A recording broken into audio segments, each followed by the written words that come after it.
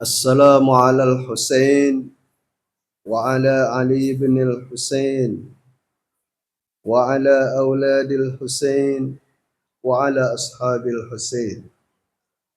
Assalamu alayka ya bana Rasulillah.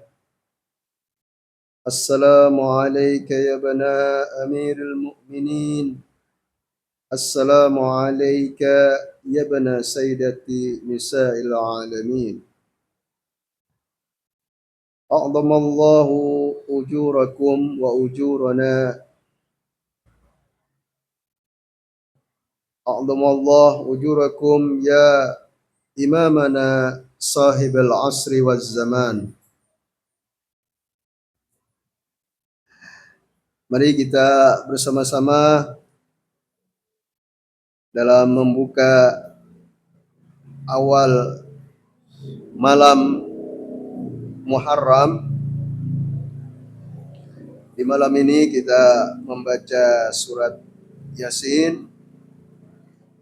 Berikut Al-Fatihah kita hadiahkan kepada syuhada Karbala, kepada Sayyidus Syuhada Abu Abdullah Al-Husain dan para syahid di jalan Allah Subhanahu wa taala. Juga kita hadiahkan kepada ahli kubur kita minal mu'minin wal mu'minat wal muslimin wal muslimat wa ila arwahi abaina wa ummahatina wa ajdadina wa jaddatina. Al-Fatihah wa qablaha as-salawat.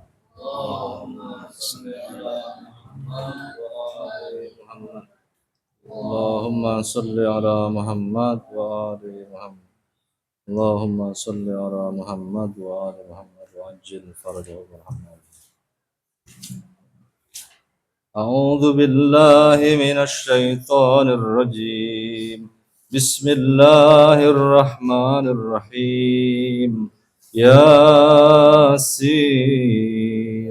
wal Qur'anil Hakim innaka laminal mursalin ala siratim mustaqim tanzilal azizir rahim litunzira qauman ma unzira aba'uhum fahum ghafilun laqad haqqal qawlu ala aktsarihim fahum la yu'minun inna ja'alna fi a'naqihim aghlala فهي إلى الأذقان فهم مقمحون وجعلنا من بين أيديهم سدا ومن خلفهم سدا فأغشيناهم فهم لا يبصرون وسواء عليهم أنذرتهم أم لم تنذرهم لا يؤمنون إنما تنذر من اتبع الذكر وخشي الرحمن بالغيب فبشره بمغفرة وأجر كريم إنا نحن نحيي الموتى ونكتب ما قدموا وآثارهم وكل شيء أحصيناه في إمام مبين واضرب لهم مثلا أصحاب القرية إذ جاءها المرسلون إذ أرسلنا إليهم اثنين فكذبوهما فعززنا بثالث فقالوا إنا إليكم مرسلون قالوا ما أنتم إلا بشر مثلنا وما أنزل الرحمن من شيء إن أنتم إلا تكذبون قالوا ربنا يعلم إنا إليكم لمرسلون وما علينا إلا البلاغ المبين قالوا إنا تطيرنا بكم لئن لم تنتهوا لنرجمنكم وليمسنكم منا عذاب أليم قالوا طائركم معكم أئن ذكرتم بل أنتم قوم مسرفون وجاء من أقصى المدينة رجل يسعى قال يا قوم اتبعوا المرسلين اتبعوا من لا يسألكم أجرا وهم مهتدون وما لي لا أعبد الذي فطرني وإليه ترجعون أتخذ من دونه آلهة إن يردني الرحمن بذر لا تغن عني شفاعتهم شيئا ولا ينقذون إني إذا لفي ضلال مبين إني آمنت بربكم فاسمعون قيل ادخل الجنة قال يا ليت قومي يعلمون بما غفر لي ربي وجعلني من المكرمين وما أنزلنا على قومه من بعده من جند من السماء وما كنا منزلين إن كانت إلا صيحة واحدة فإذا هم خامدون يا حسرة على العباد ما يأتيهم من رسول إلا كانوا به يستهزئون ألم يروا كم أهلكنا قبلهم من القرون أنهم إليهم لا يرجعون وإن كل لما جميع لدينا محضرون وآية لهم الأرض الميتة أحييناها وأخرجنا منها حبا فمنه يأكلون وجعلنا فيها جنات من نخيل وأعناب وفجرنا فيها من العيون ليأكلوا من ثمره وما عملته أيديهم أفلا يشكرون سبحان الذي خلق الأزواج كلها مما تنبت الأرض ومن أنفسهم ومما لا يعلمون وآية لهم الليل نسلخ منه النهار فإذا هم مظلمون والشمس تجري لمستقر لها ذلك تقدير العزيز العليم والقمر قدرناه منازل حتى عاد كالعرجون القديم لا الشمس ينبغي لها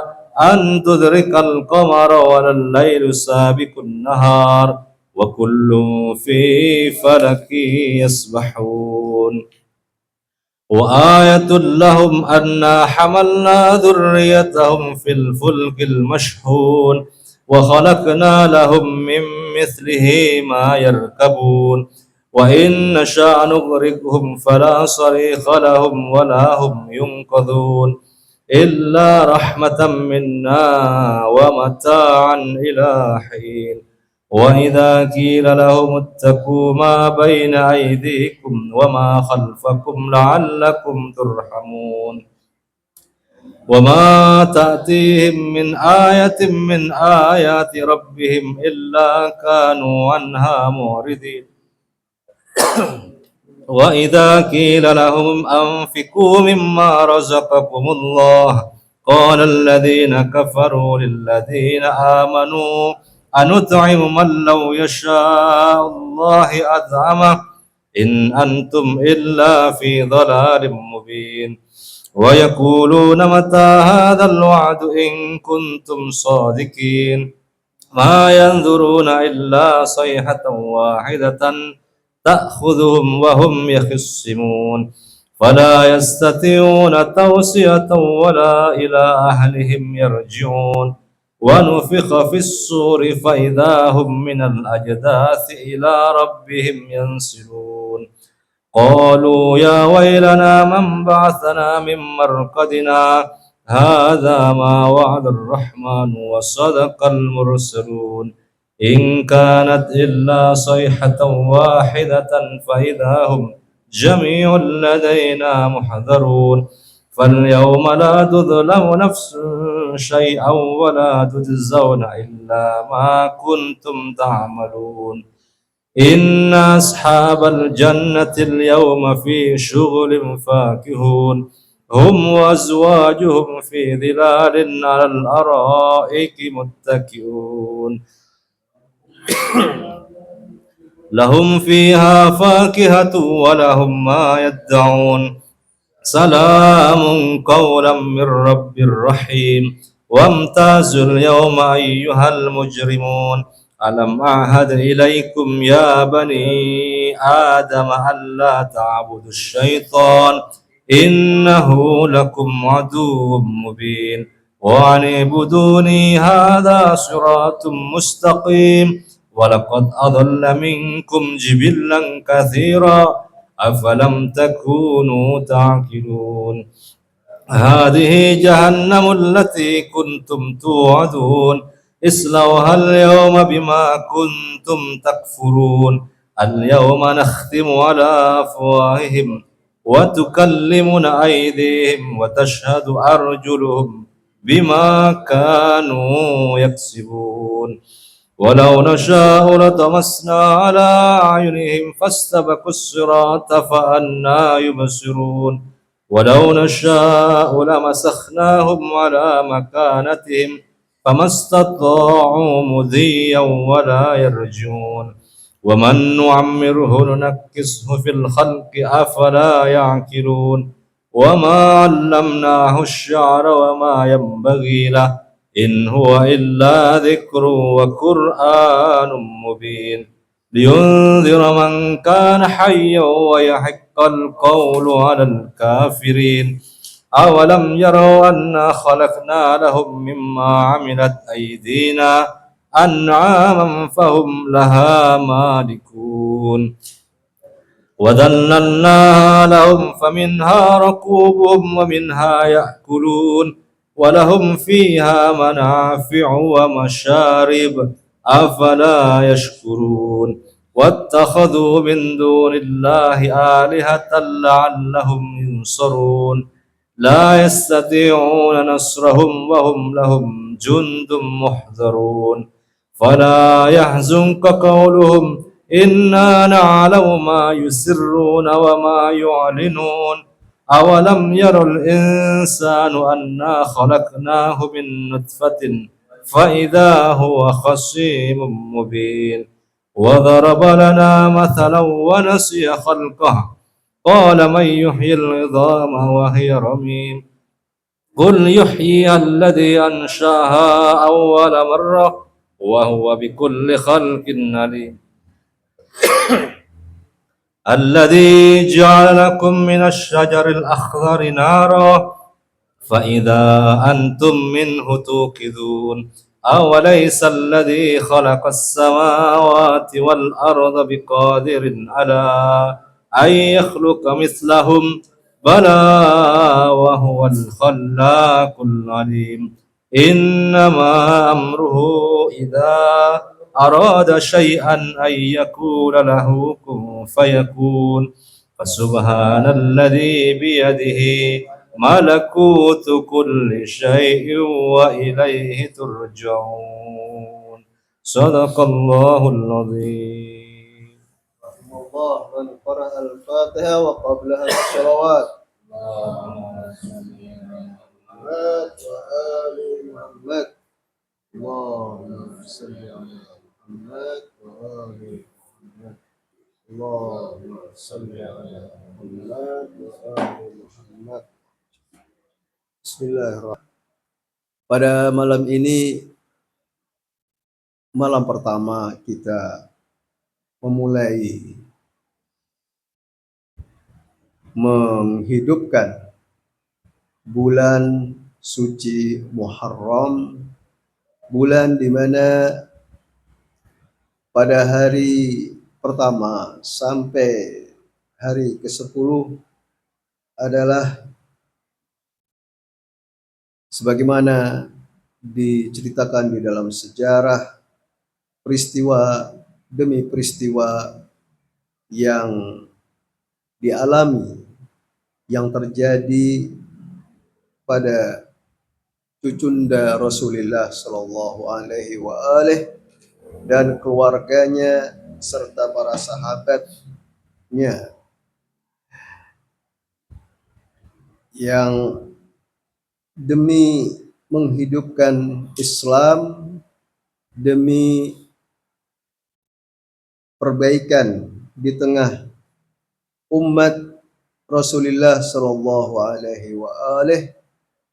Al-Imamul Husain bangkit melawan penguasa yang zalim, melawan kezaliman, mengeluarkan umat dari kegelapan menuju cahaya Allah Subhanahu wa taala. Allah Subhanahu wa taala di dalam surat Al-Baqarah ayat 194 berfirman, A'udzubillahi minasyaitonir rajim. Asy-syahrul haramu bisyahril harami wal hurumatu qisas. Faman i'tada 'alaikum fa'tadu 'alaihi bimisli ma i'tada 'alaikum. Wattaqullaha wa'lamu annallaha ma'al muttaqin.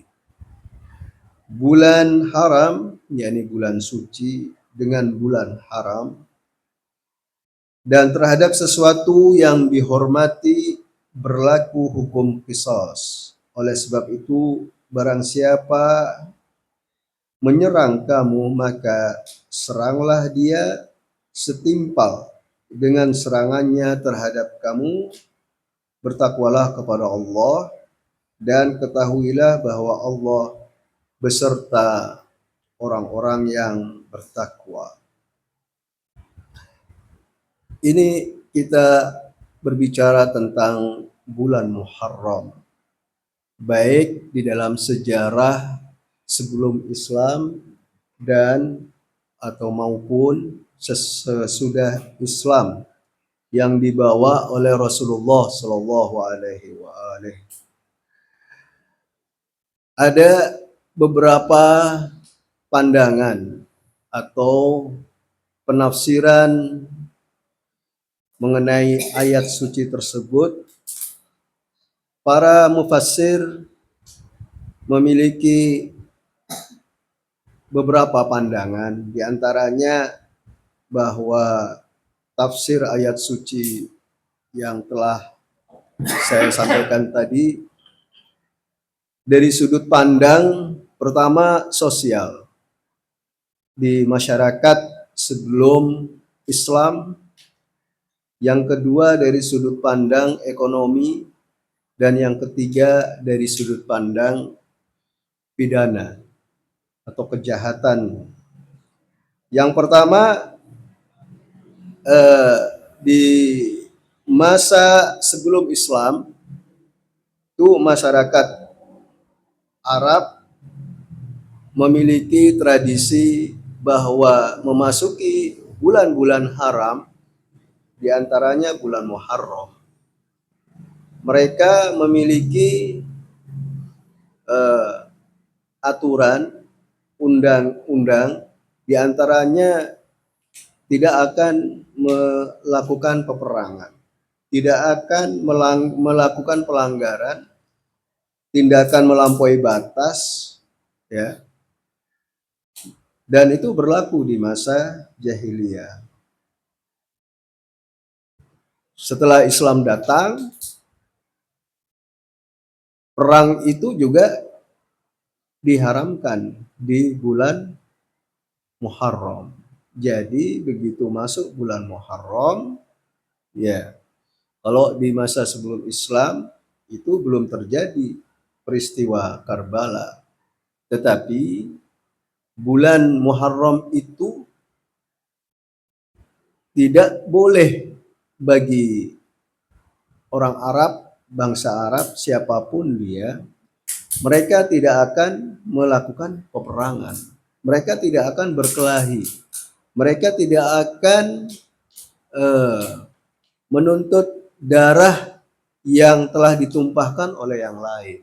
Misalnya ada seorang dia membunuh yang lain, maka walinya yang berhak menuntut kalau masuk bulan Muharram itu tidak akan dilakukan. Kenapa? Ya demi menghormati bulan Muharram. Tidak ada peperangan. Nah, begitu Islam datang, dikuatkan oleh Islam bahwa muslimin juga tidak akan melakukan peperangan dengan yang lain demi menghormati bulan Muharram. Kemudian yang kedua, kita ambil dari ayat itu kalimat wal hurumatu qisas. Hurumat itu adalah perkara-perkara yang dihormati, perkara-perkara yang disucikan. Di dalam Islam, ya, di dalam Islam perkara-perkara yang disucikan, yang dihormati itu seperti ya diantaranya Masjidil Haram, Madinah, tidak boleh dinodai dengan tindakan-tindakan yang kejahatan, tindakan kriminal, ya berbuat menyakiti yang lain, apalagi perang, menumpahkan darah yang di situ diharamkan. Ya. Selain tempat juga waktu, yaitu bulan Muharram. Ya. Nah, juga perkara-perkara yang disucikan oleh Islam, ya misalnya Al-Quran.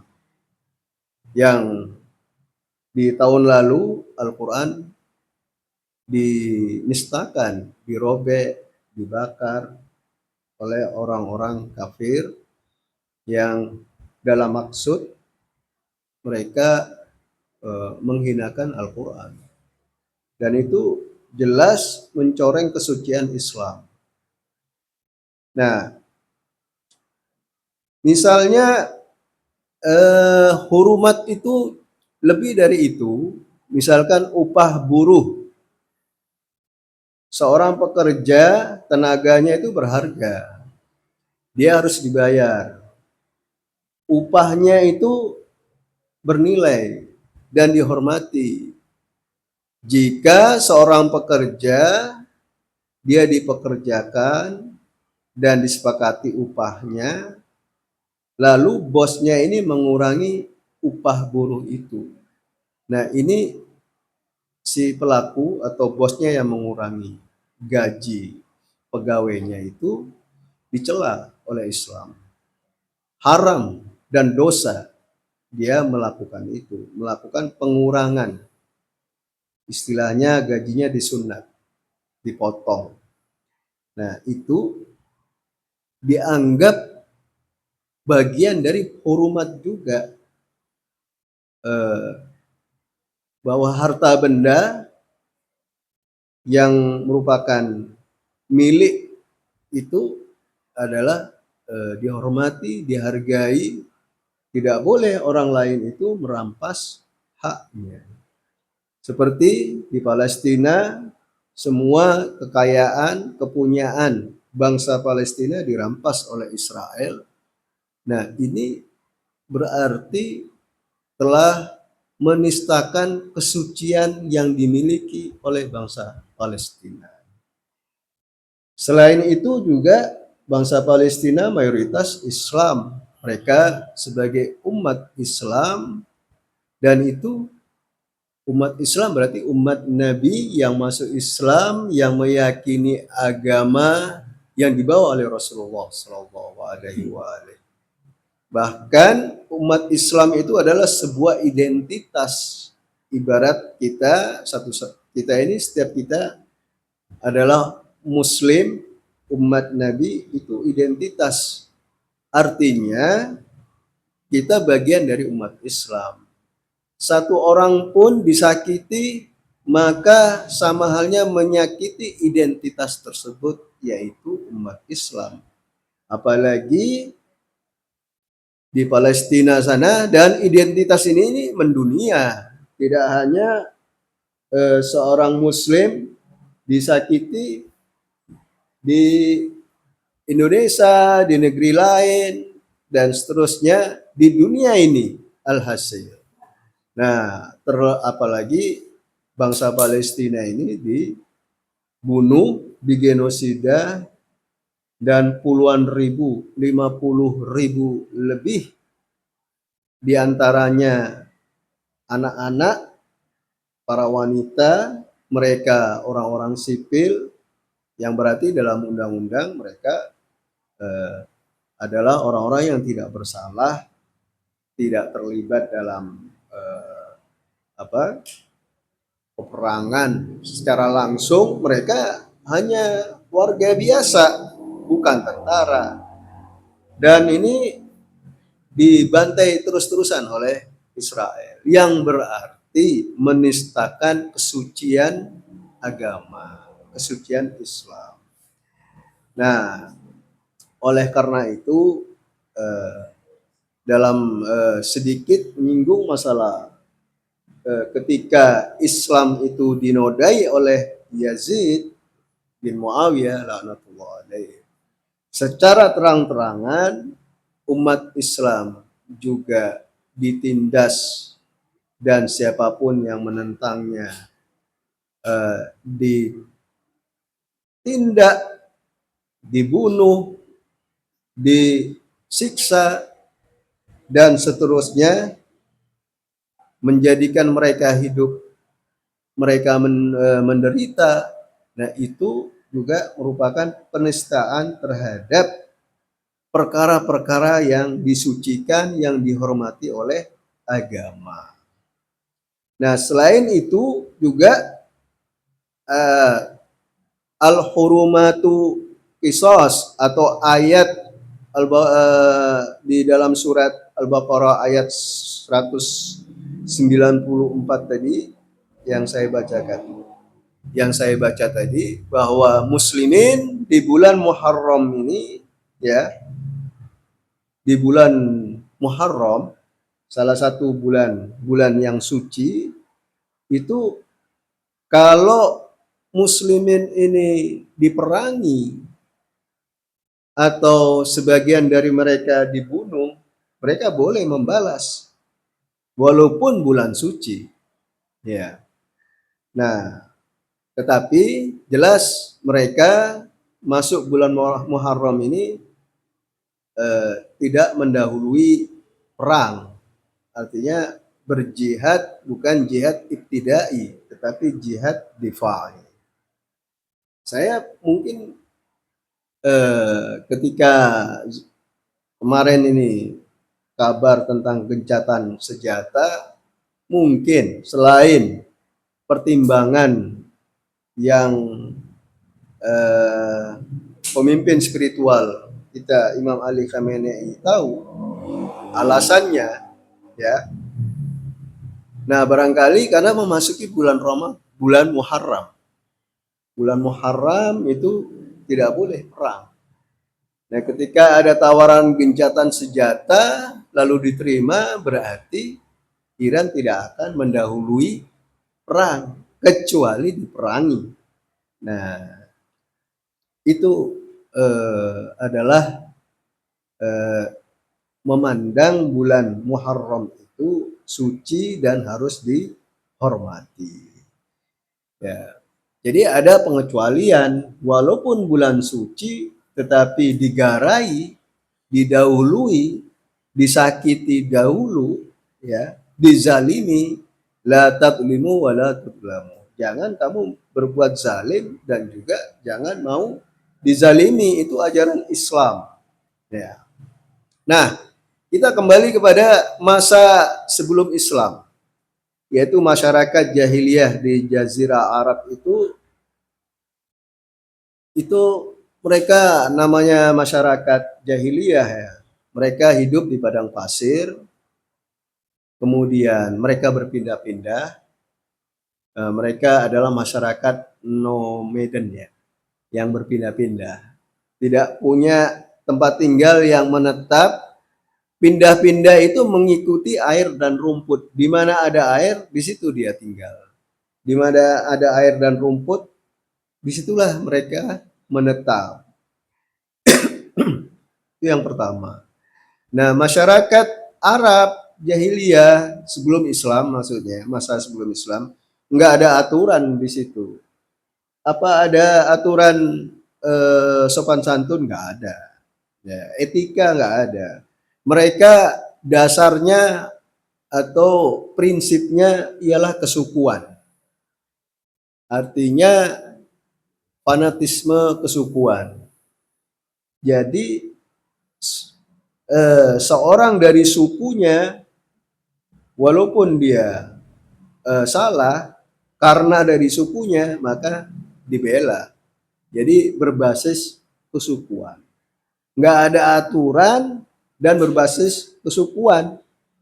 Kemudian juga karena nomaden, berpindah-pindah, ya nggak ada pekerjaan tetap, maka nggak ada jaminan untuk dapat memenuhi kebutuhan hidup.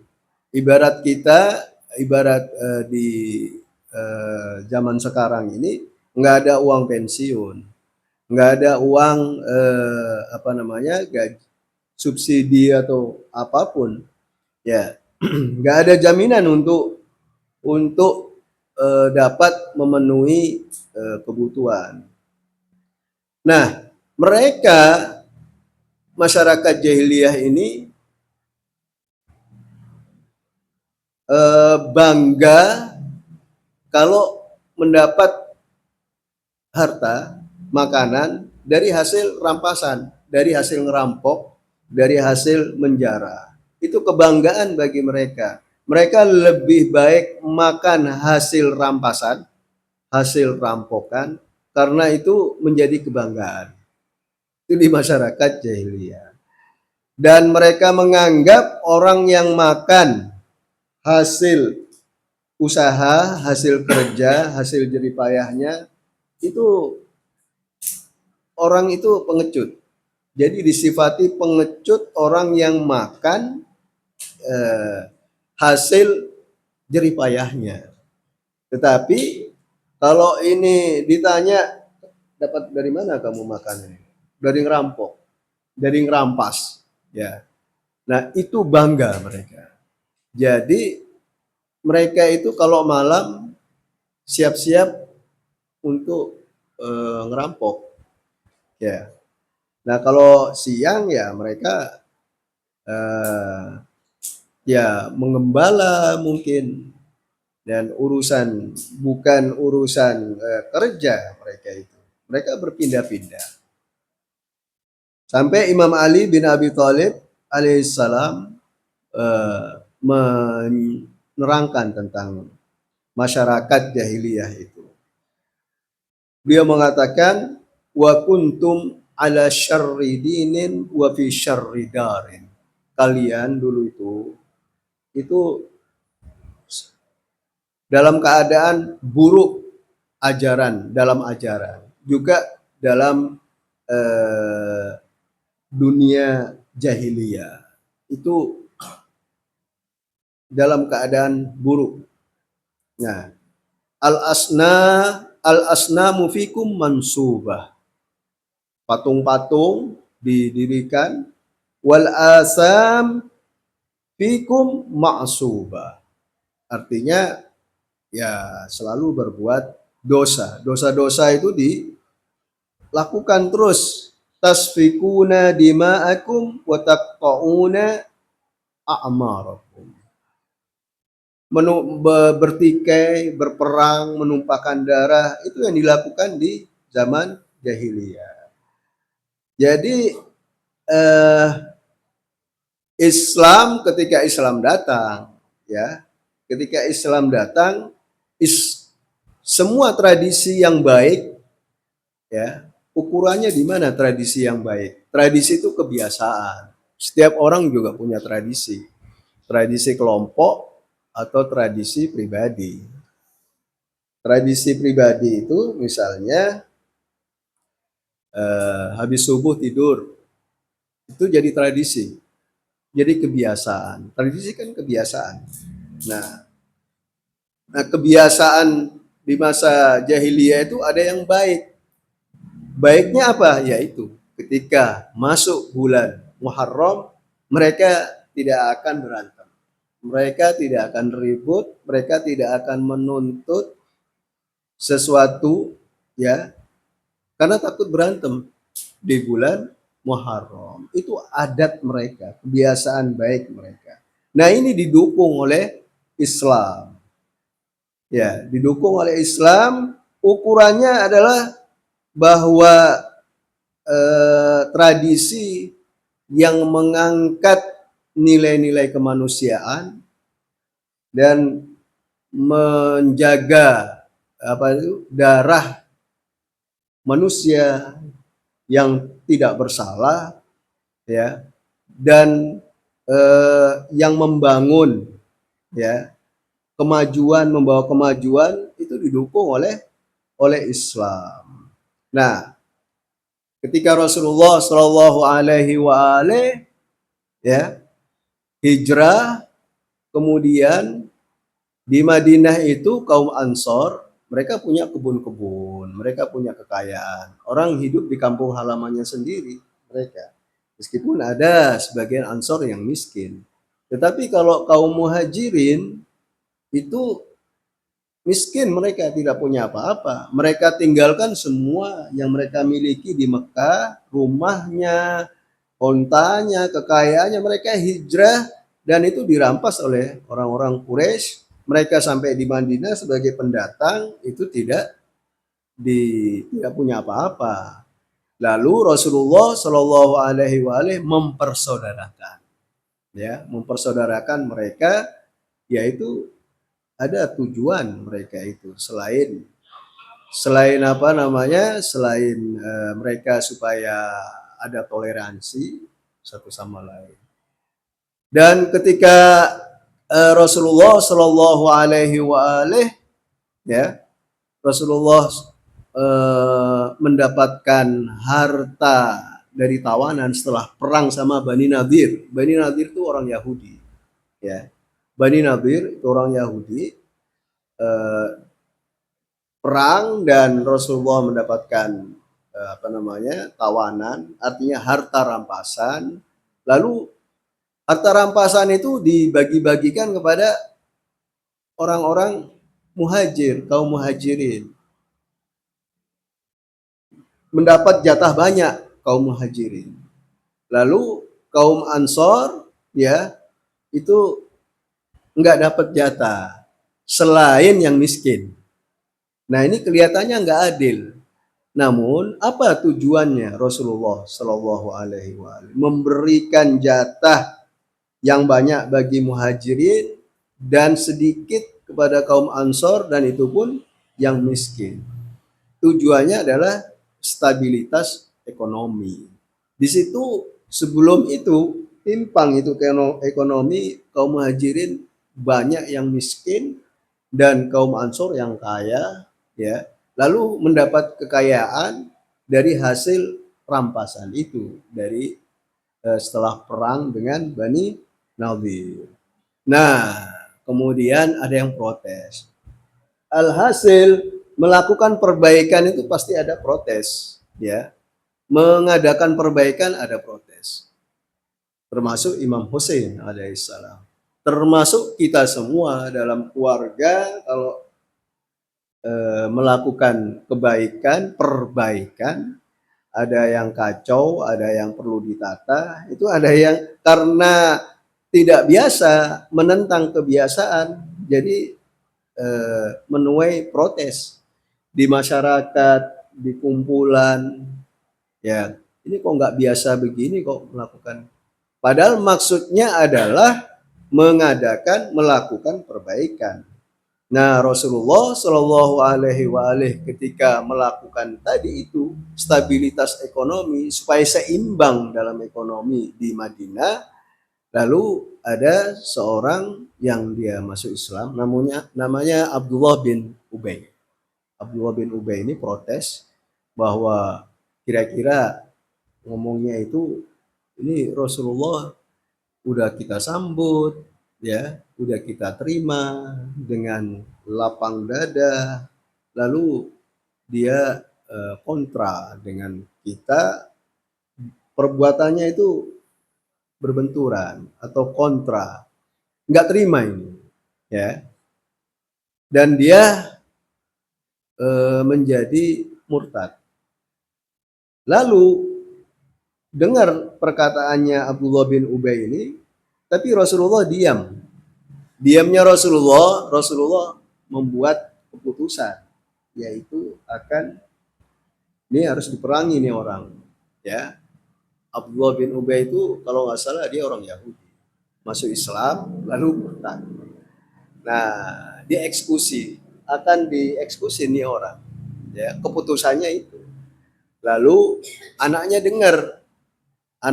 Abdullah bin Ubay ini dengar, datang kepada Rasulullah Shallallahu Alaihi Wasallam.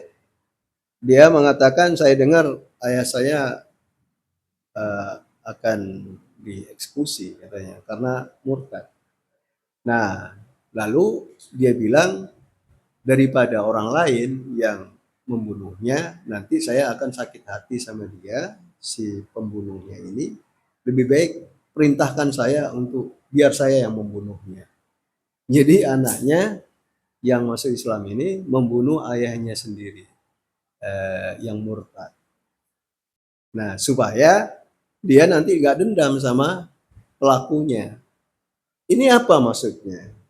Artinya bahwa orang itu atau zaman bisa berkembang, berubah, mengalami kemajuan, ya. Seperti kalau dulu orang kemana? Ke Mekah, ya. Imam Hussein alaihissalam dari Madinah ke Mekah naik kuda, naik onta, ke Kufah, begitu juga seperti Muslim bin Aqil. Tapi sekarang naik pesawat. Kalau dulu perangnya pakai anak panah, sekarang pakai rudal.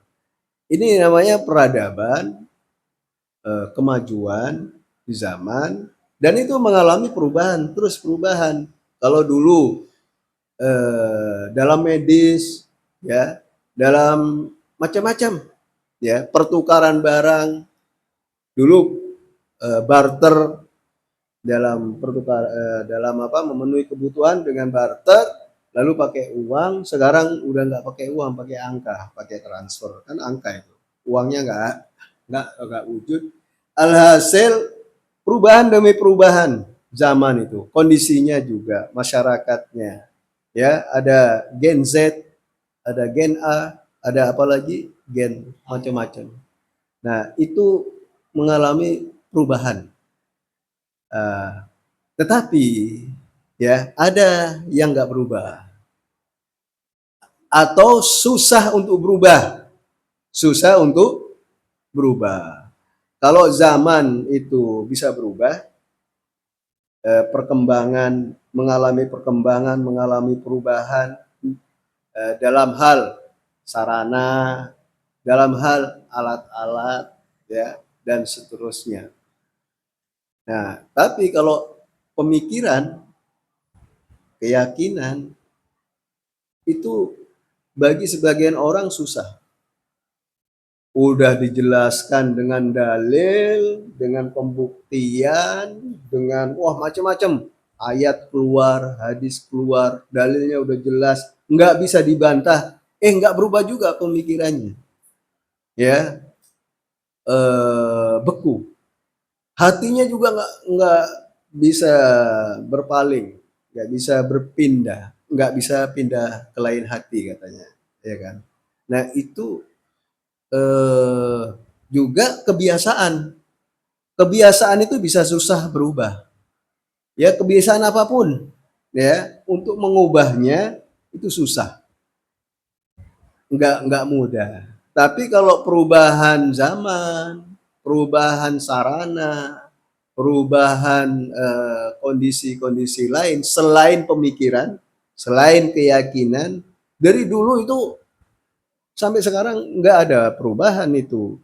Kalau dulu ada kejahatan, orang apa namanya, penyembahan kepada selain Allah ada, sekarang pun ada, dan seterusnya.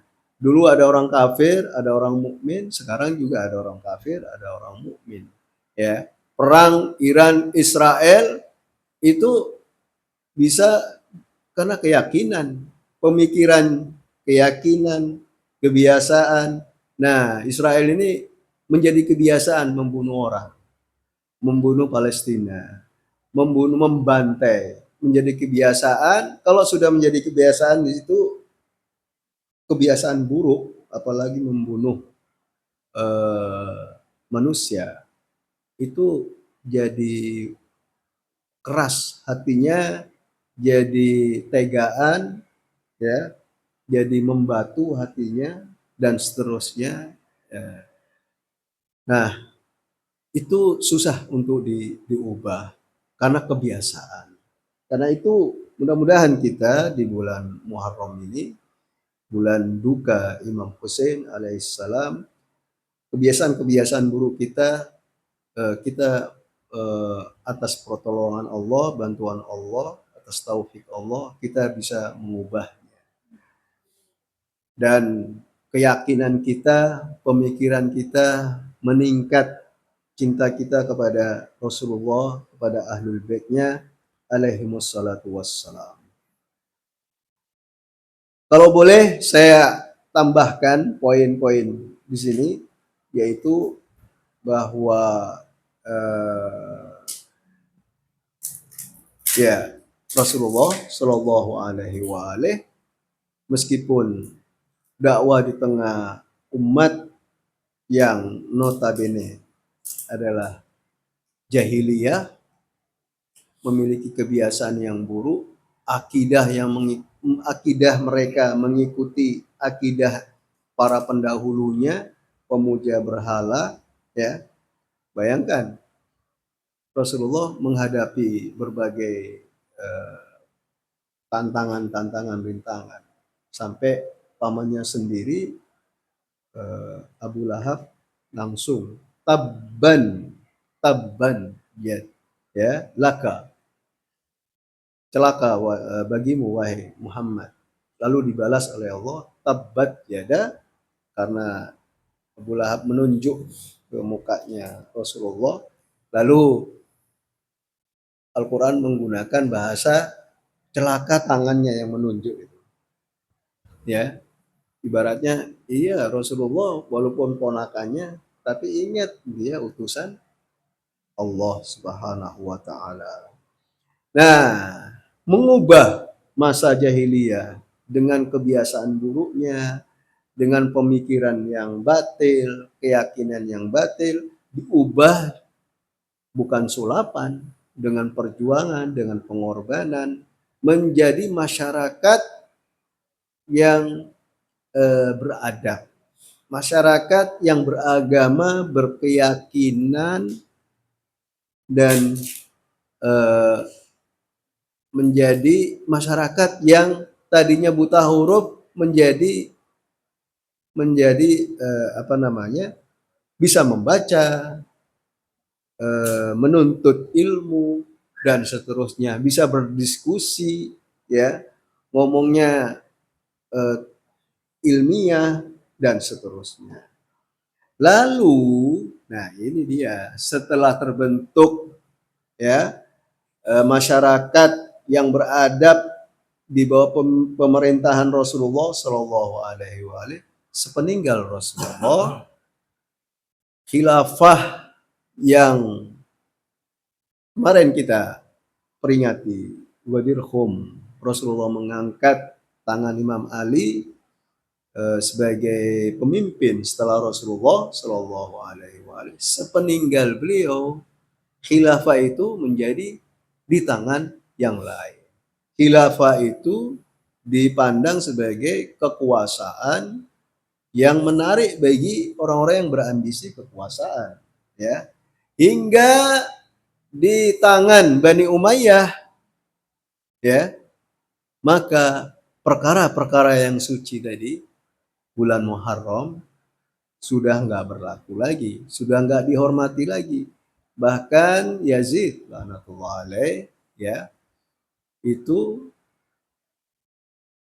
di bulan Muharram memerangi, dan yang diperangi adalah Al-Imamul Husain alaihissalam, cucu Rasulullah Shallallahu Alaihi Wasallam, yang wajahnya mirip wajah kakeknya Rasulullah Shallallahu Alaihi Wasallam, yang akhlaknya mirip akhlak Rasulullah Shallallahu Alaihi Wasallam.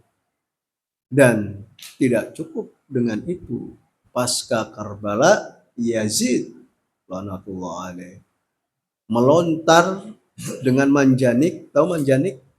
Manjanik itu ketapel besar, melepaskan batu atau ya batu, di situ dikasih minyak, lalu dibakar, dilepaskan ke arah Ka'bah, dan Ka'bah itu terbakar.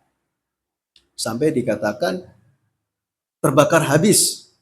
Ka'bah itu yang disucikan oleh kaum jahiliyah, Muharram yang disucikan, dihormati oleh kaum jahiliyah sebelum Islam, tetapi ini dilanggar.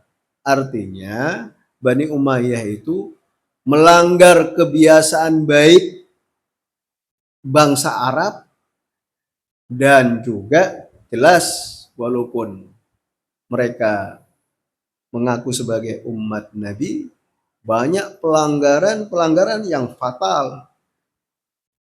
Membakar Ka'bah, membunuhi penduduk Madinah, ya. Ketika itu dikenal dengan peristiwa Harrah, peristiwa Madinah yang berdarah. Di banyak sahabat yang dibunuhi oleh pasukan Yazid, sampai dikatakan darah yang terbunuh, darah orang-orang yang terbunuh itu mengalirnya kemana? Sampai ke kuburan suci Rasulullah Shallallahu Alaihi Wasallam. Jadi banyak perkara-perkara yang wajib disucikan, wajib dihormati, dilanggar oleh Bani Umayyah karena kekuasaan. Ya, karena kekuasaan. Nah, di zaman Imam Husain alaihissalam, musibah itu, musibah berupa pelanggaran yang dilakukan oleh umat kaum yang mengaku sebagai umat Nabi, dikikis. Istilahnya yang susah, kotor, sudah berkarat, susah dibersihkan, ya, kotoran-kotoran itu disapu oleh Imam Husain alaihissalam, dikikis. Kenapa Imam Husain pergi dari Madinah? Supaya darah beliau tidak ditumpahkan di Madinah. Kenapa Imam Husain alaihissalam di musim haji di Mekah meninggalkan Makkah? Beliau yang tadinya melaksanakan manasik haji, tetapi belum tuntas, beliau ubah hajinya menjadi umroh dan berangkat ke Kufah. Ya, itu karena menjaga kesucian, menghormati kesucian Masjidil Haram, dan sekaligus menjaga Ka'bah Baitullah. Kalau Imam Husain tetap di situ sampai tanggal 10 Dzulhijjah misalnya, itu darah Imam Husain tertumpah di Ka'bah. Kenapa? Ya, itu sudah buta. Orang ini sudah tidak lagi memandang kesucian-kesucian yang dihormati di nenek moyangnya dulu. Nah, apalagi oleh Islam yang dibawa oleh Rasulullah Shallallahu Alaihi Wasallam. Nah, di bulan suci ini, bulan Ramadan, di bulan Muharram, di bulan Muharram ini bulan duka, di mana terjadi dalam sejarah peristiwa-peristiwa yang pahit yang dialami oleh Abu Abdullah Al-Husain bersama keluarganya dan para sahabatnya. Ya, begitu masuk bulan Muharram, semua imam, ya, semua imam pasti bersedih, berduka, tidak tampak wajahnya gembira. Dan misalkan di sini ada perintah, ya, Imam Ja'far As-Shadiq alaihissalam mengatakan, rahimallah man ahya amrona. Semoga Allah merahmati orang yang menghidupkan urusan kami, urusan Ahlul Bait alaihimussalatu wassalam. Apa itu urusan Ahlul Bait? Urusan Ahlul Bait adalah mengembalikan perkara-perkara yang suci, yang dihormati oleh Islam, menjaga kesucian-kesucian itu, ya, termasuk Ahlul Bait itu sendiri yang disucikan oleh Allah Subhanahu wa taala dan Rasul-Nya. Kita sucikan. Nah, juga umat Islam adalah perkara yang suci, perkara yang harus dihormati. Setiap muslim itu bagian dari umat Islam, sebuah identitas yang tinggi, yang agung, dan tidak boleh dilanggar, tidak boleh dinodai. Di bulan Muharram ini para imam memberi contoh itu, ya, memberi contoh agar berduka, agar menangis, dan tujuannya bukan hanya menangis, dia memang menangis mendapat pahala, tetapi tujuannya adalah justru kembali kepada kita, menghidupkan jiwa kita yang mati, jiwa kita yang tidur, yang terlelap, jiwa kita yang terlena dengan kenikmatan-kenikmatan duniawi. Di bulan Muharram ini adalah kesempatan kita untuk menghidupkan jiwa kita, diri kita, ya. Ada ungkapan bahwa Imam Ali bin Abi Thalib alaihissalam, an-nasu niyamun, orang-orang itu tidur, ya, orang-orang itu mati sebelum mati, orang-orang itu terlelap, hanyut dalam kenikmatan dan kesenangan duniawi.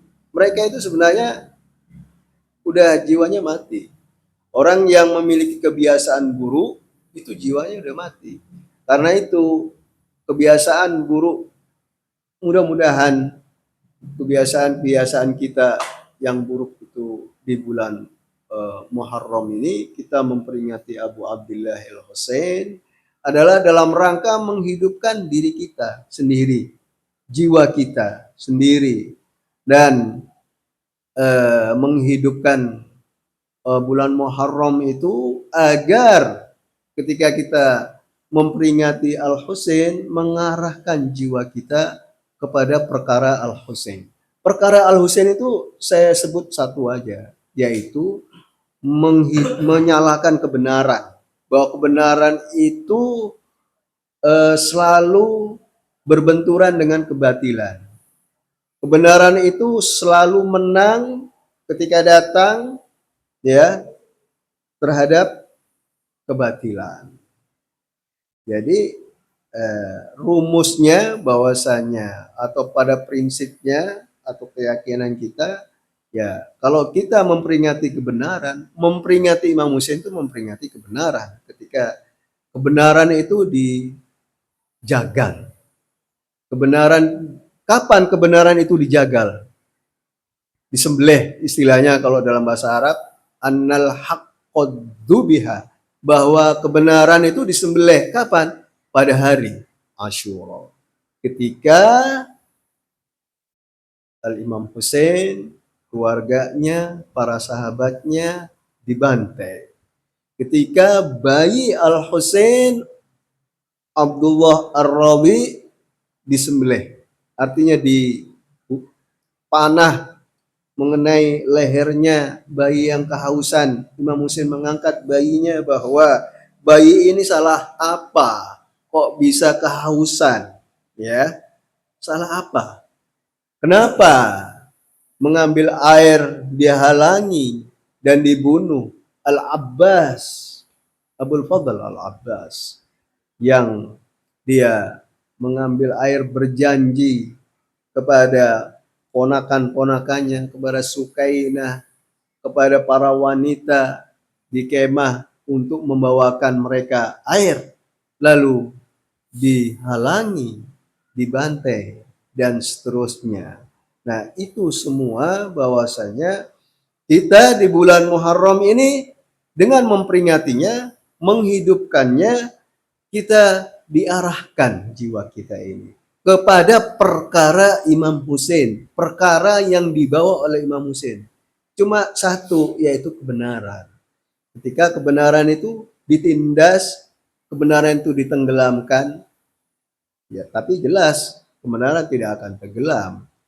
Nah, kebenaran itu ada pada nilai-nilai, ada pada Islam, ada pada umat Nabi Muhammad Shallallahu Alaihi Wasallam, bahwa kalau Yazid ya menjadi khalifah Amirul Mukminin dan saya adalah cucu Rasulullah Al-Husain alaihissalam, putri Fatimah Az-Zahra alaihissalam, putra Imam Ali bin Abi Thalib, tidak mungkin ya. Alal Islam assalam itqat buliyatil ummah bira'in misli Yazid. Selamat tinggal Islam. Kalau umat ini diuji oleh seorang yang dia mengaku sebagai pemimpin, mengaku sebagai Amirul Mukminin, seorang fasik yang berbuat kefasikan secara terang-terangan. Nah, orang seperti itu tidak mungkin membaiat. Jika pilihannya adalah mati atau baiat, saya pilih mati. Dengan matinya Al-Imamul Husain alaihissalam justru itu menghidupkan kebenaran, menghidupkan Islam, maka beliau korbankan. Beliau jadikan jiwanya sebagai bayarannya. Beliau jadikan orang-orang yang dia cintai sebagai ongkosnya demi Islam itu tetap abadi, tetap nyala, dan sampai sekarang ini alhamdulillah justru Imam Husain alaihissalam selalu dikenang. La yauma ka yaumika ya Aba Abdillah. Imam Hasan, abangnya, sempat ketika jelang syahidnya mengatakan demikian. Tiada hari seperti harimu wahai Abu Abdillah. Kullu yaumin Asyura wa kullu ardin Karbala. Memperingati Imam Husain, perkara-perkara Imam Husain tadi saya katakan menghidupkan diri kita sebenarnya. Jiwa kita yang mati ini kita hidupkan dengan memperingati Imam Husain, memperingati kebenaran yang dibawa oleh Abu Abdillahil Husain alaihissalam. Jadi itulah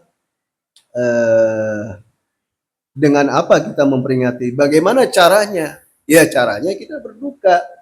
Caranya kita mengekspresikan duka cita kita dengan bagaimana? Ya kita ikuti tradisi ulama, para pecinta Abu Abdillah dengan maktam, dengan mendengarkan maktal. Ya, itu semua ekspresi duka cita kita. Itu artinya untuk ini pembelaan kita kepada kebenaran, perlawanan kita kepada kebatilan, dan sekaligus menyucikan jejak-jejak Karbala. Apa itu jejak-jejak Karbala? Semua yang disentuh oleh Imam Husain, semua yang dilalui oleh Imam Husain itu jejak-jejak Karbala.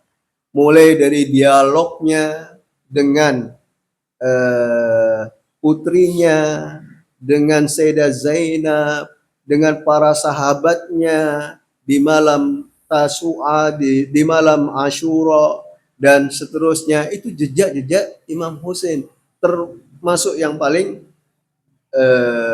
jelas itu adalah turbah Imam Husain alaihissalam. Jika Rasulullah Shallallahu alaihi wa alihi bersabda, ju'ilat liyal ardu masjidan wa tahuran, bahwa Allah Subhanahu wa taala telah menjadikan tanah itu bagiku tempat sujud dan sebagai sarana penyucian, ya. Nah, sujudnya di mana? Ya di sujud ketika sholat di atas tanah. Nah, tanah yang digunakan, yang ditekankan supaya kita sujud di atasnya itu adalah turba Imam Husain. Apa hikmahnya kita sujud di atas turba Imam Husain? Supaya kita terhubung dengan Imam Husain. Supaya kita terhubung dengan kebenaran. Supaya kita terus mengingat jejak-jejak yang dilalui oleh Abu Abdillahil Husain alaihissalam. Nah, itulah yang bisa saya sampaikan. Semoga bermanfaat, membawa manfaat untuk diri saya, untuk kita semua, untuk keluarga kita, anak-anak kita. Semoga tercerahkan dengan peringatan-peringatan seperti ini yang menghidupkan Abu Abdillah, menghidupkan kesyahidannya, perjuangannya, pengorbanannya, dan setiap langkahnya. Insyaallah ta'ala, amin ya rabbal alamin. Bismillahirrahmanirrahim. Sallallahu alaika ya bana Rasulillah, ya sayyidi, ya maulaya wa ibna maulaya aba Abdillah. Sallallahu alaika ya bana amiril mu'minin وابن سيدة نساء العالمين. يا ليتنا كنا معكم سادتي فنفوز فوزا عظيما.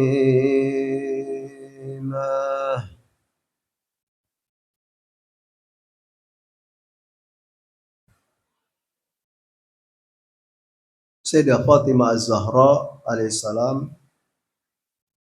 setelah diceritakan oleh Rasulullah Shallallahu alaihi wa alihi mengenai putranya Al-Husain yang telah dibunuh oleh orang-orang yang mengaku umat beliau.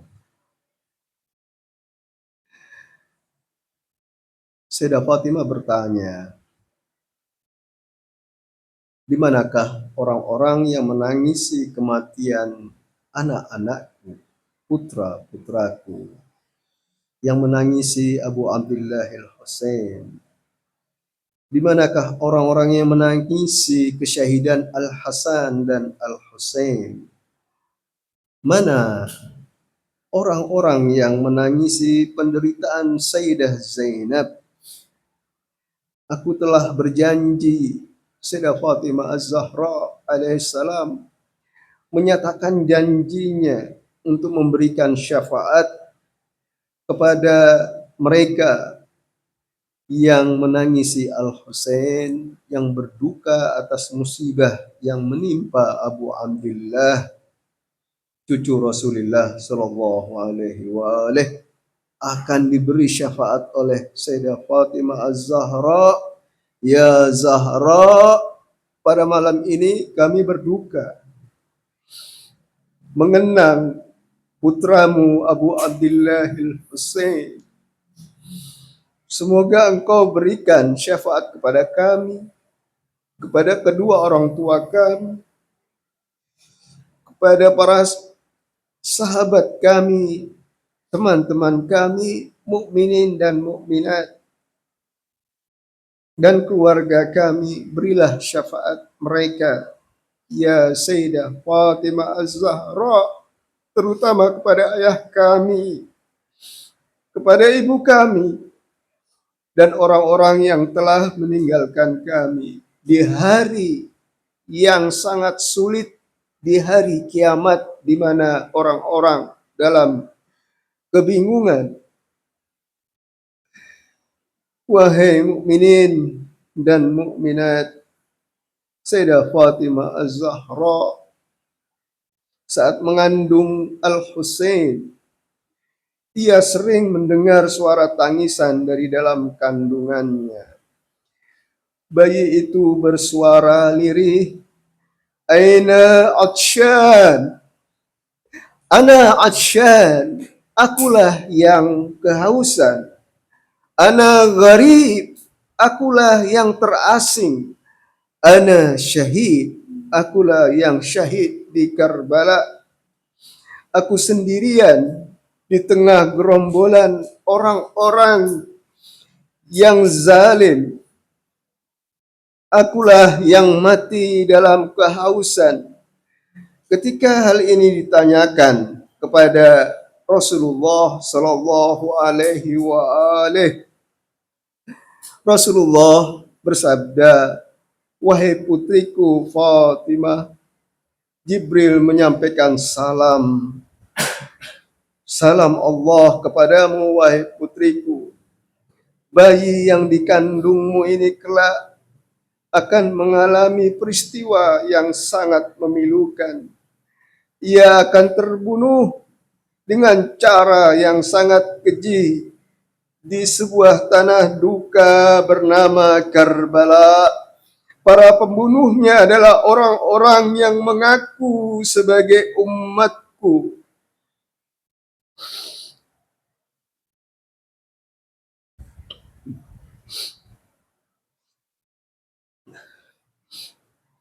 Mereka mengharapkan syafaatku, tetapi demi Allah, mereka tidak akan mendapatkan syafaat Rasulullah Sallallahu Alaihi Wasallam.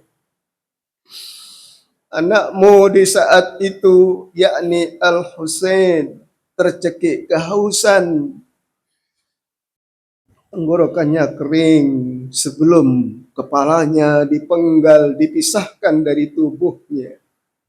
Peristiwa itu terjadi setelah kematianku, setelah wafatku nanti, juga setelah engkau, wahai Fatimah, dan juga setelah Ali tiada. Wahai putriku, saat itu ada beberapa orang dari keluarga kita dan beberapa orang sahabat yang setia akan menjadi pembelanya, pembela Al-Husain.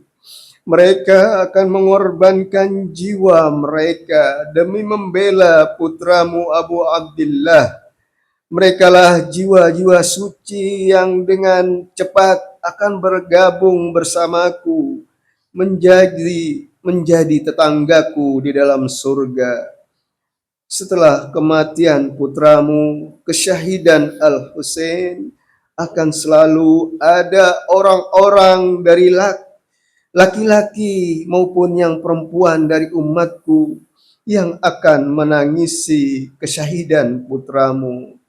Rasulullah Sallallahu Alaihi Wasallam bersabda, "Ya Fatimah, kullu ainin bakiyah yaumal qiyamah illa ainun bakat ala musabil Husain."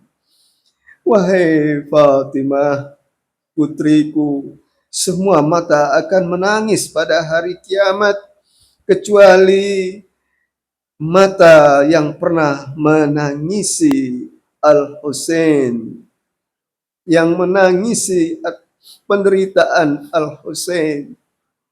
Al-Husain alaihissalam setelah menyatakan penolakan baiat yang dipaksakan oleh Yazid, beliau pulang pada malam harinya.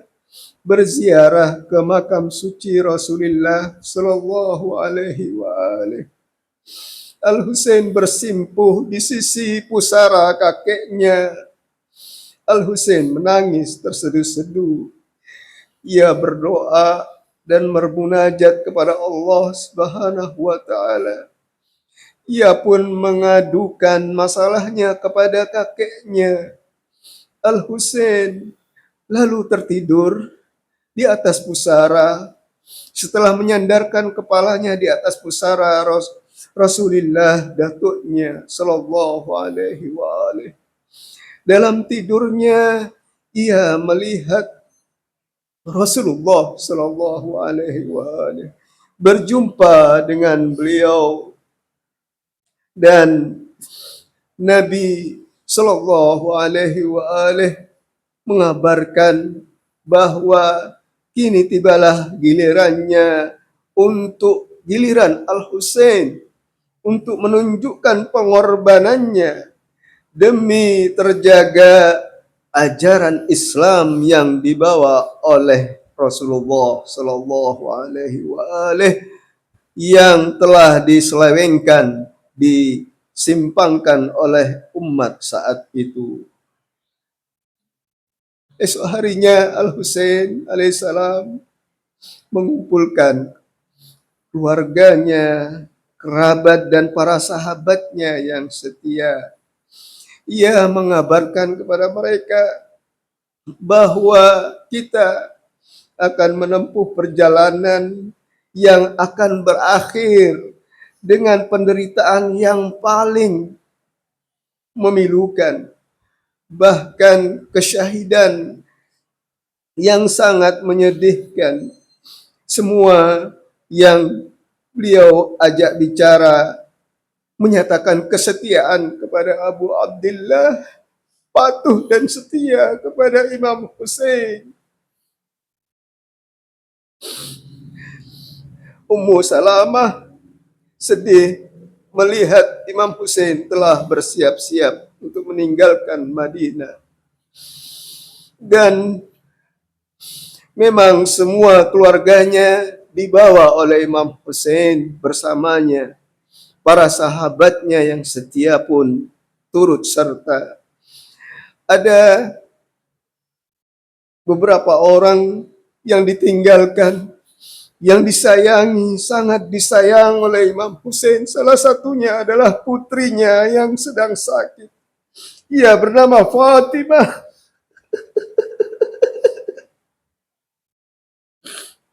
Putrinya yang masih kecil ini dititipkan kepada Ummu Salamah, istri mendiang Rasulullah Sallallahu Alaihi Wasallam.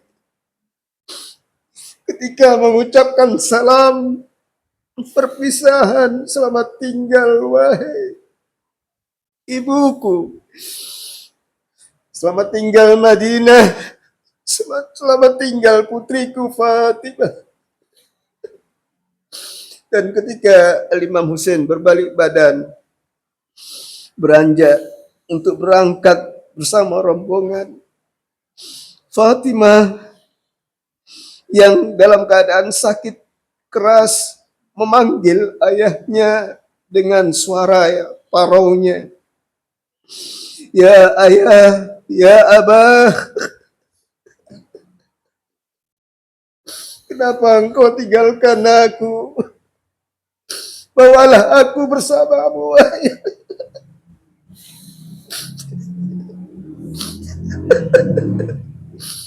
Imam Husain yang hendak naik kudanya tidak jadi dan berbalik badan menghampiri putrinya yang sakit itu. Bayangkan bagaimana Imam Husain menjelaskan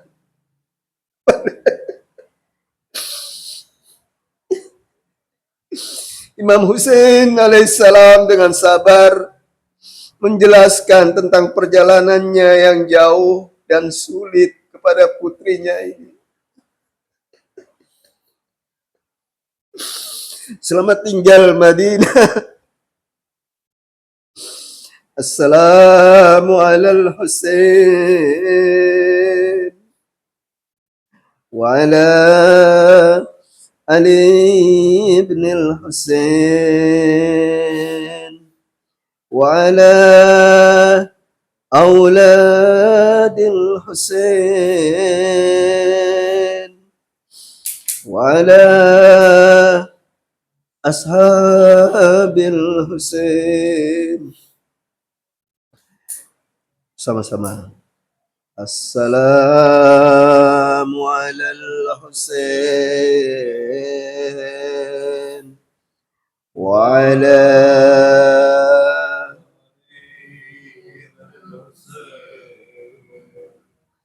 وعلى أولاد الحسين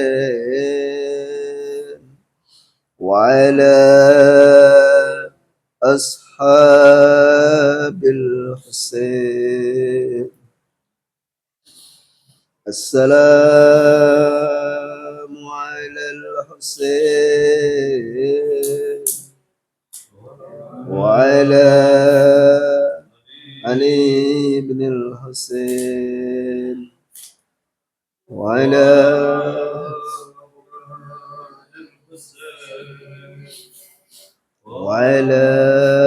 أصحاب الحسين ورحمة الله وبركاته. وبالله التوفيق والهداية. صلى الله على محمد وآل محمد.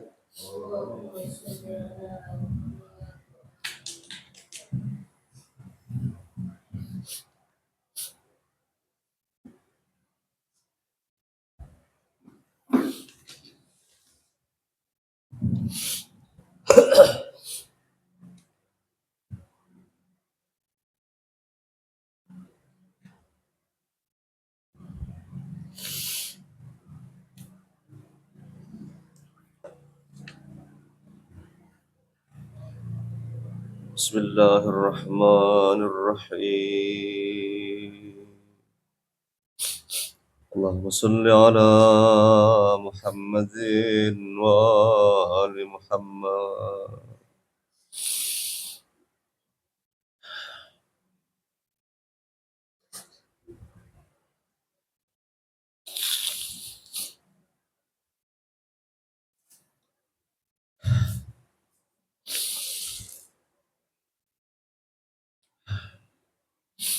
السلام عليك يا أبا عبد الله. السلام عليك يا ابن رسول الله. السلام عليك يا ابن أمير المؤمنين وابن سيد الوصيين. السلام عليك يا ابن فاطمة سيدة نساء العالمين. السلام عليك يا ثار الله وابن ثاره والوتر الموتور.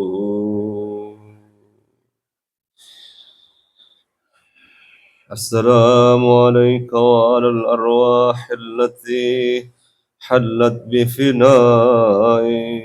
عليكم مني جميعا سلام الله أبدا ما بكيت وبكي الليل والنهار. يا أبا عبد الله لقد عظمت الرزية وجلت وعظمت المصيبة بك علينا وعلى جميع أهل الإسلام. وجلت وعظمت مصيبتك في السماوات على جميع أهل السماوات. فلعن الله أمة أساس الظلم والجور عليكم أهل البيت. ولعن الله أمة دفعتكم عن مقامكم وأزالتكم عن مراتبكم التي رتبكم الله فيها.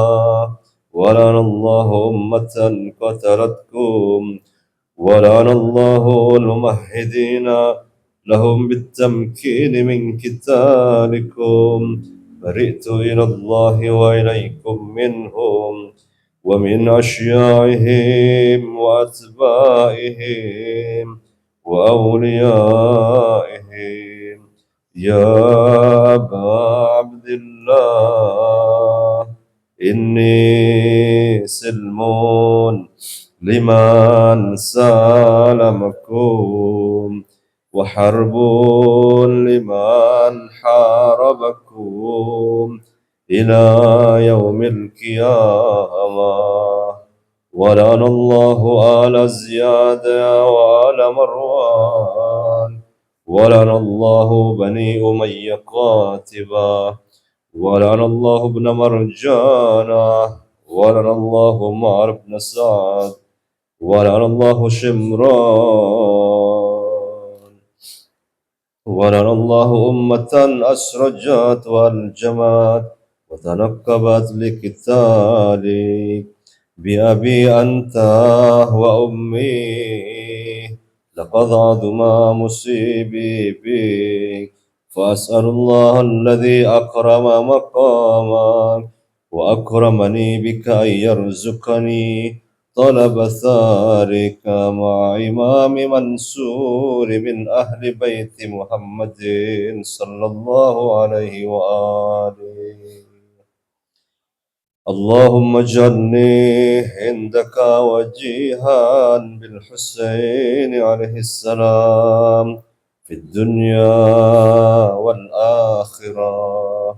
يا أبا عبد الله إني أتقرب إلى الله وإلى رسوله وإلى أمير المؤمنين وإلى فاطمة وإلى الحسن وإليك بموالاتك وبالبراءة ممن قاتلك ونصب لك الحرب وبالبراءة ممن أسس الظلم والجور عليكم.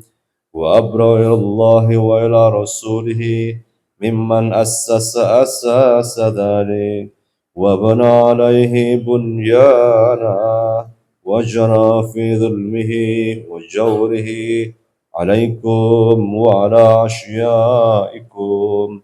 برئت إلى الله وإليكم منهم وأتقرب إلى الله ثم إليكم بموالاتكم وموالاة وليكم وبالبراءة من أعدائكم والناصبين لكم الحرام وبالبراءة من أشياعهم وأتباعهم.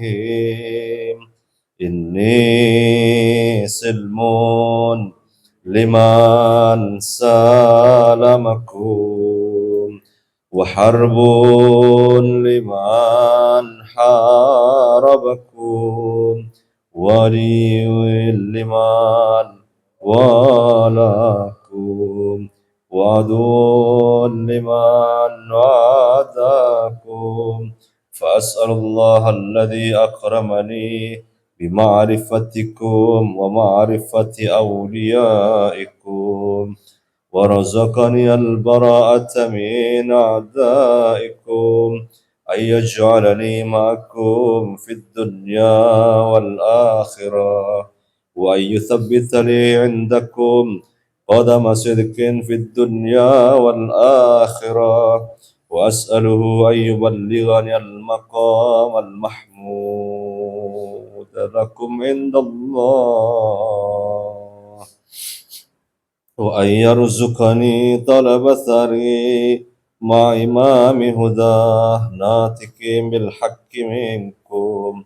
وأسأل الله بحقكم وبالشأن الذي لكم عنده أن يعطيني بمصابي بكم أفضل ما يعطى مصابا بمصيبتي مصيبة ما أعظمها وأعظم رزيتها في الإسلام. وفي جميع السماوات والأرض. اللهم اجعلني في مقام هذا ممن تناله منك صلوات ورحمة ومغفرة.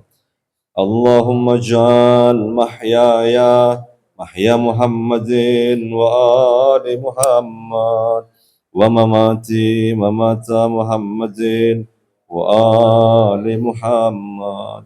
اللهم إن هذا يوم تبركت به بنو أمية وابن أكلة الأكباد اللعين ابن اللعين، على لسانك ولسان نبيك صلى الله عليه وآله في كل موطن وموقف وقف به فيه نبيك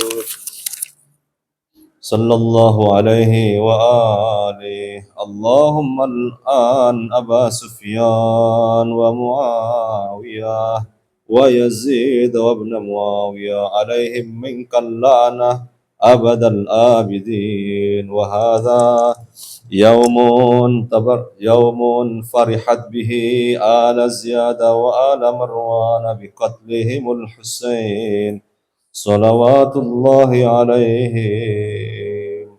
اللهم فضاعف عليهم اللعن منك والعذاب الأليم. اللهم إني أتقرب إليك في هذا اليوم وفي موقف هذا وأيام حياتي بالبراءة منهم واللعنة عليهم وبالموالاة نبيك وآل نبيك عليهم وعليه السلام. اللهم العن أول ظالم ظلم حق محمد وآل محمد وآخر تابع له على ذلك. اللهم العن العصابة التي جاهدت الحسين وشاوعت وبايعت على الله وتابعت على الله على قتله. اللهم العنهم جميعا. السلام عليك يا أبا عبد الله والأرواح التي حلت بفنائك. عليك مني سلام الله أبدا ما بكيت وبكي الليل والنهار، ولا جعلها الله آخر العهد مني لزيارتكم. السلام على الحسين وعلى علي بن الحسين وعلى أولاد الحسين وعلى أصحاب الحسين. اللهم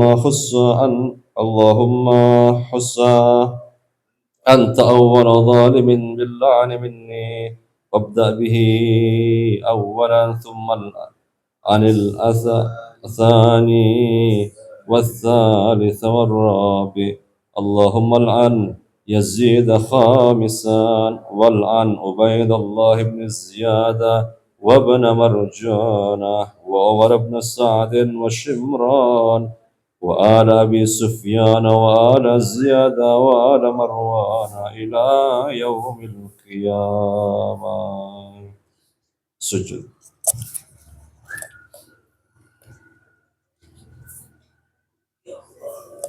سجود.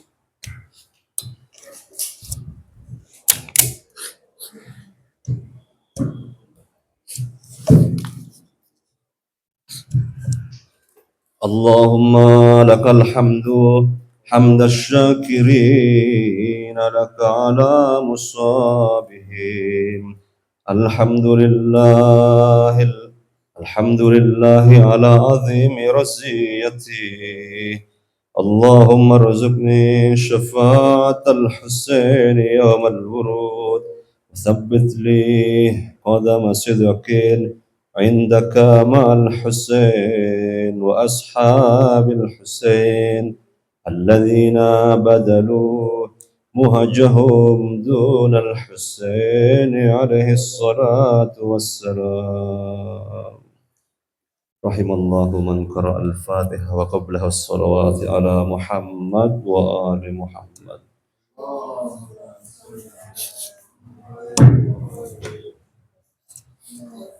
صل على محمد. الحمد لله مالك يوم الدين.